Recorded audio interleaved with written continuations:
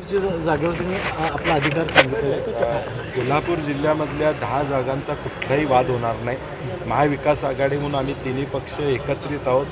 जागा शिवसेनेला काही जागा पाहिजेत, राष्ट्रवादीला पाहिजेत, काँग्रेस म्हणून आम्हाला काही जागा पाहिजेत. त्यामुळं त्याची काय अडचण येणार नाही. शेवटी प्रत्येक पक्ष मागणी करेल, परंतु समोपचारानं हा विषय कोल्हापुरात तरी तुम्हाला राज्यात का अनेक ठिकाणी दिसेल एकोपा, तसाच कोल्हापुरात सुद्धा तुम्हाला दिसेल. नाही नाही, आता कसं झालं आहे की जवळजवळ 150च्या वर जागा ह्या निश्चित झालेल्या आहेत. 30 आणि 1 तारखेला पुन्हा बैठक होणार आहे. त्यात बऱ्यापैकी जागा क्लिअर होतील. पवारसाहेब परवा म्हणले तसे 10 तारखेपर्यंत सगळे निर्णय होतील.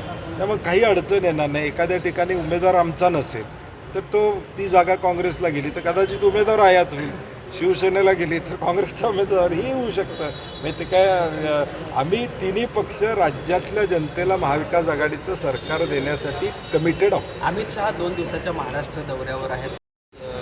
मोदी देखील 2 दिवसात पुण्याच्या दौऱ्यावर आहेत.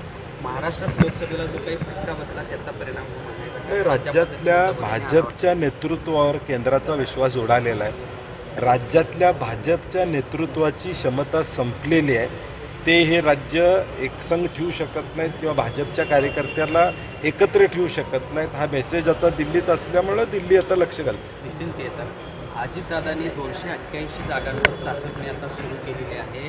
ते आढावा घेत आहेत कशा पद्धतीनं एकट्यानं ही सगळी निवडणूक लढवता येईल. नाही, हा प्लॅन असू शकतो, कारण की भाजपचे लोक ज्या पद्धतीनं अजितदादांच्यावर टीका करतायत.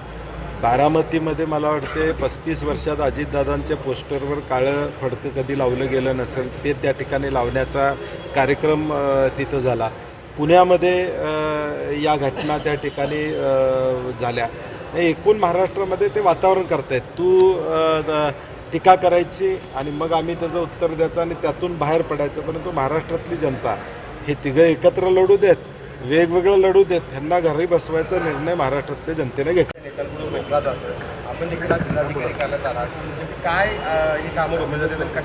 ते काय राज्यभर चालू आहे की सत्तेतल्या आमदारांनाच निधी त्या ठिकाणी दिला जातो. आता कॉन्ट्रॅक्टर या राज्यातले म्हणायला लागलेत की टेंडर भरणार नाही कारण पैसे मिळणार का नाही याची गॅरंटी नाही. फक्त GR निघत आहेत, कामाचा घोषणा होत आहेत, प्रत्यक्ष पैसे मिळतील का याची शंका आहे. आणि बिघडलेली आर्थिक परिस्थिती आता पुन्हा व्यवस्थित करण्याची जबाबदारी जनता आमच्यावर देईल. मालवणमधला शिवाजी महाराजांचा पुतळा पुन्हा उभारण्यासाठी सरकारकडून प्रयत्न सुरू आहेत. 60 फुटाचा तो पुतळा उभारला जाईल असं सांगितलं जाते. 20 कोटीची निविदा प्रक्रियेसाठी देखील आता सरकारनं पुढाकार घेतला आहे. प्रक्रिया सुरू केली आहे. निविदा काढू देत, काही काढू देत, तोपर्यंत महाविकास आघाडीचं सरकार येईल आणि आम्ही निर्णय घेऊ. साहेब, एक शेवटचा प्रश्न हाच राहिला. मग आज मी पॉलिटिकली त्याच्यावर बोलणं संयुक्तिक ठरणार नाही, कारण की माहिती होती म्हणून मी DGPंना आव्हान केलेलं आहे. कारण की त्या प्रमुख आहेत या राज्यातल्या गृह खात्याच्या.